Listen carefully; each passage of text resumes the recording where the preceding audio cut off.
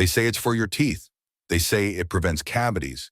They say it's completely safe. But what they don't say is that fluoride is a neurotoxin, that it's been classified as an industrial waste product, and that the fluoride in your water isn't the same as the stuff in your toothpaste. What's being added to the tape in millions of homes across the U.S. and beyond isn't pharmaceutical-grade fluoride. It's a chemical byproduct collected from the phosphate fertilizer plants. It's scraped from smokestack filters. It's contaminated with heavy metals. And it was never meant to be consumed. Yet somehow it ended up in the water supply.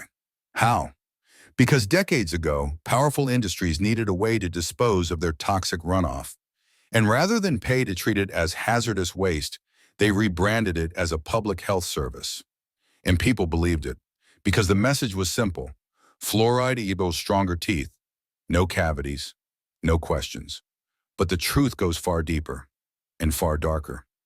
Multiple studies have now shown that fluoride exposure lowers IQ in children, that it accumulates in the pineal gland, a part of your brain that regulates hormones in sleep, that it affects thyroid function, that it crosses the blood-brain barrier, and that even safe levels of exposure are causing harm, especially in growing bodies.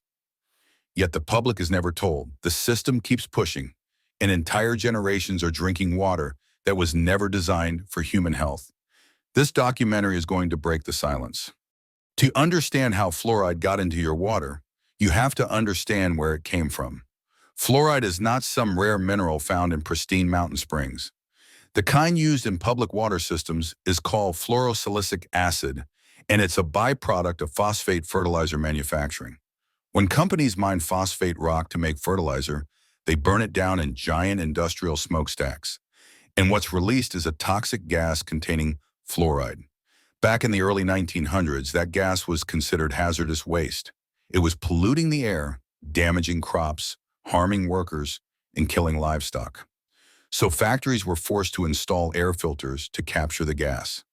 The result? A corrosive, acidic sludge scraped from the inside of smokestacks. It was so toxic, it couldn't be dumped into rivers. It couldn't be buried in soil. It was classified as hazardous waste by the EPA, but disposal was expensive, and companies needed a solution. That solution came in the form of a lie, rebrand the waste as a water additive that helps prevent cavities.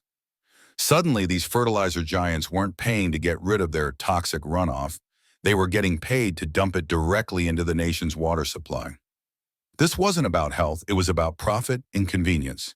And to this day, the fluoride added to your tap isn't pharmaceutical grade. It's not purified. It's scraped from smokestacks, mixed with heavy metals like arsenic and lead, then pumped straight into the public's drinking water. This is what's flowing from your sink. This is what your children are brushing their teeth with. And this is what the government still calls safe. So how did something that was once classified as industrial waste become a public health benefit? It started in the 1940s, when scientists noticed that towns with naturally high fluoride levels in their water had fewer cavities in children's teeth. What they didn't mention: those same towns also had stained, brittle, and discolored teeth, a condition now called dental fluorosis. But instead of asking if fluoride might be damaging teeth and bodies, the focus shifted to cavity reduction. And the PR machine took off. Enter Edward Bernays, the father of modern propaganda. He's the same man who helped convince women to smoke in the 1920s by calling cigarettes torches of freedom. He was hired to rebrand fluoride, and he did it by appealing to authority, by getting dentists to believe it, by making people feel uneducated if they questioned it. Suddenly, fluoride wasn't a waste product. It was science. It was progress. It was patriotic. And by 1950, the U.S. Public Health Service endorsed fluoridation for all. No long-term studies, no toxicology reports, no consent from the people drinking it. Just a full-scale national rollout, where entire cities became test subjects, and the public trusted it. Because the government said it was good. Because dentists said it was good. Because questioning it meant you were anti-science. But now we have the data. Now we know what decades of exposure really does. And the results are nothing like the promises. Fluoride may protect the surface of your teeth, but it's what it's doing beneath the surface that they never wanted you to see. Let's get into the science, the kind they don't include in school textbooks or public health flyers. In 2018, a landmark study published in JAMA Pediatrics found a direct link between fluoride exposure during pregnancy and lower IQ scores in children. This wasn't fringe science, it was peer-reviewed, it was government-funded, and it confirmed what many experts had warned about for years. Fluoride crosses the placenta, it enters the developing brain, and it affects neurological growth. Other studies backed it up, from Harvard to the National Toxicology Program, showing that fluoride is neurotoxic in high enough doses. And here's the problem. There's no one-size-fits-all dose when you add fluoride to the water. A child who drinks more water gets more fluoride. An athlete gets more. A person with kidney disease who can't filter properly gets more. A pregnant woman may be unknowingly exposing her baby every single day. This isn't precision medicine. This is mass medication without consent. And the brain isn't the only concern. Fluoride has been shown to disrupt thyroid function, interfere with the endocrine system, and build up in the pineal gland, a small but powerful part of the brain that regulates sleep cycles and hormone release. The same gland, often called the seat of intuition or the third eye, is being slowly calcified by a chemical people drink daily without question. They call it safe. They call it necessary. But when a chemical affects IQ, hormones, sleep, metabolism, and brain development, that's not public health. That's controlled poisoning. Some people say, well, if fluoride is so bad, why are we still using it? The answer is simple: money, reputation, and control. There are entire industries built around fluoridation, from fertilizer companies that sell the waste, to municipalities that install the dosing equipment, to dental associations that stake their authority on the claim that fluoride is proven science. If those institutions admitted they were wrong, they'd open the door to lawsuits, public outrage, and total collapse of public trust. So instead, they protect the lie, and they gaslight anyone who questions it. You'll hear, but cavities have gone down since fluoridation started. But what they don't say is that cavities have gone down everywhere, even in countries that don't fluoridate their water. Most of Western Europe has banned or rejected water fluoridation. Germany, France, Italy, Sweden, Denmark, the Netherlands. Not fringe countries, major industrial nations. Why? Because they reviewed the science. They weighed the risk, and they respected public choice. Meanwhile, the United States continues to pump fluoride into the water. Not because the evidence is stronger, but because admitting the truth is more dangerous than keeping the lie alive. And in poor minority and undereducated communities, the fluoride levels are often even higher because old pipes, outdated infrastructure, and lack of awareness make these areas the easiest to exploit. This isn't just about dental health. This is about environmental racism. This is about forced exposure. And every day it continues, more people are silently affected without informed consent. The system will tell you there's a safe dose. We're only adding a small amount. But here's the truth. You cannot control the dose of a drug when it's in the water. Fluoride isn't like a pill where you know the exact amount. It's in the water you drink, the tea you brew, the soup you cook, and the food you prepare. It's in baby formula. It's in restaurant meals. It's in everything made with tap water. And no two people drink the same amount of water. So how can there be a safe dose for everyone? Infants are getting exposed. Children are exposed during key stages of brain development. Athletes, laborers, and people in hot climates consume more and absorb more. This is mass medication without dosage control. And even if the levels are low, what about long-term exposure? What about accumulation over years and decades? Fluoride builds up in your bones. It weakens them over time, leading to conditions like skeletal fluorosis, which mimics arthritis, but often goes misdiagnosed. It builds up in the pineal gland, altering melatonin levels, which regulate sleep and immune function. And it affects the body differently depending on your genetics, health conditions, and age. So why is it still being treated like a one-size-fits-all solution? Because removing it would cost money. And admitting it was a mistake would destroy trust in the entire medical and public health establishment. So they ignore the science. They ignore the risk, and they keep adding it to your water every single day. There's another part of this story. Almost no one talks about the dental industry's role in keeping fluoride alive. Dentists are trained to see fluoride as a miracle. From the first year of school, they're told, fluoride prevents cavities. Fluoride is safe. Fluoride is essential. But most dental professionals never learn where fluoride comes from, what it does outside the mouth, or how little evidence supports its safety when consumed long-term. They're taught how to apply it, but not how to question it. And that's by design, because if the dental field were to reject fluoride, the public would begin to ask questions.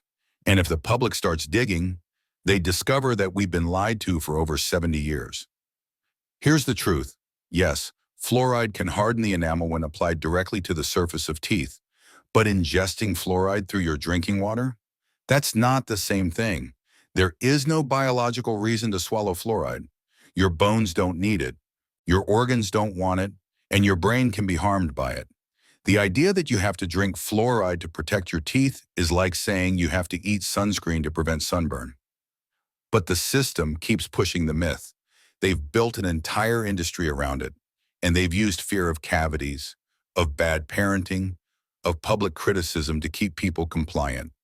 Meanwhile, the toothpaste aisle is filled with fluoride-added labels. Fluoride rinses are given to school children without question, and people are told that removing fluoride means risking their children's health. But what if it's been the other way around all along? Now let's ask the real question. Who benefits from fluoride staying in the water? It's not just dentists, it's not just fertilizer companies. It's the entire web of industries that profit from sickness. Think about it. Fluoride exposure is linked to thyroid dysfunction, lowered IQ, bone weakening, and sleep disruption. And what do those lead to? Fatigue, weight gain, depression, hormonal imbalance, poor cognitive performance. And what do those symptoms create? A lifelong customer, more doctor visits, more prescriptions, more mental health diagnoses, more testing, more treatments. All while the root cause, chemical exposure in the water, goes undiscussed. That's how the system works. Not by killing you fast, but by keeping you just sick enough to stay dependent. And fluoride is only one piece of the puzzle. It's part of a larger machine that feeds off misdirection, silence, and public trust. Because if they can convince the world that a toxic industrial waste product is medicine, what else are they whispering under your nose? The same people approving fluoride are tied to the same food. Pharmaceutical and agricultural giants that have been exposed time and time again. And just like with seed oils, sugar, and synthetic drugs, the science is buried, the marketing is loud, and the people pay the price. But now that the truth is out, the power is back in your hands. Because fluoride only works if you keep drinking it. And once you stop, you take the first step toward breaking the chain. So what can you actually do about it? The system won't warn you. Your doctor probably won't mention it. Your local officials might not even know what's really in the water. That means the solution starts with you. Step 1. Stop drinking tap water. It's that simple. If your city fluoridates, you're being medicated without consent daily. Start with a reverse osmosis filtration system or a high-quality gravity filter. Not all filters remove fluoride, so check before you buy. Most fridge and pitcher filters won't cut it. Step 2. Filter what you cook with. Fluoride doesn't disappear when you boil water. That means your rice, pasta, soup, coffee still contaminated unless filtered first. Step 3. Say no to fluoride at the dentist. You have the right to decline fluoride treatments and rinses. You don't have to let them paint your child's teeth with a chemical you'd never drink. Step 4. Buy fluoride-free toothpaste. You'll be shocked how many options are out there. Natural brands, herbal blends, even mineral-rich pastes that strengthen enamel without synthetic chemicals. Step 5. Share this knowledge. Most people simply don't know. They've trusted the system, the labels, the smiling experts. But now you know better, so pass it on. Because fluoride isn't just about cavities. It's about consciousness. It's about long-term control disguised as short-term care. And once you stop letting them poison you slowly, you'll start thinking clearer, sleeping better, and healing faster than you ever thought possible. They told you fluoride was safe. They told you it was for your teeth. They told you to trust them. But now you know that trust was misplaced. Because fluoride isn't just a misunderstood additive, it's a product of industrial waste, a neurotoxin. A system-approved chemical slipped quietly into your home under the mask of medicines. And it's not just about the science, it's about the silence, the censorship, the way anyone who questions it is labeled a conspiracy theorist. But look around, chronic disease is rising, mental health is declining, children are struggling with development, focus, and sleep. And we're still being told the answer is more pills, more checkups, and more blind faith in a system that profits from our confusion. But fluoride is only one piece of the puzzle. It's the beginning of a bigger truth that what we've been told is safe, helpful, and necessary often isn't. This documentary isn't just about what's in the water. It's about waking up, looking deeper, and reclaiming your health one truth at a time, because you deserve clean water, you deserve informed consent, and you deserve better than a system that sells you poison and calls it prevention.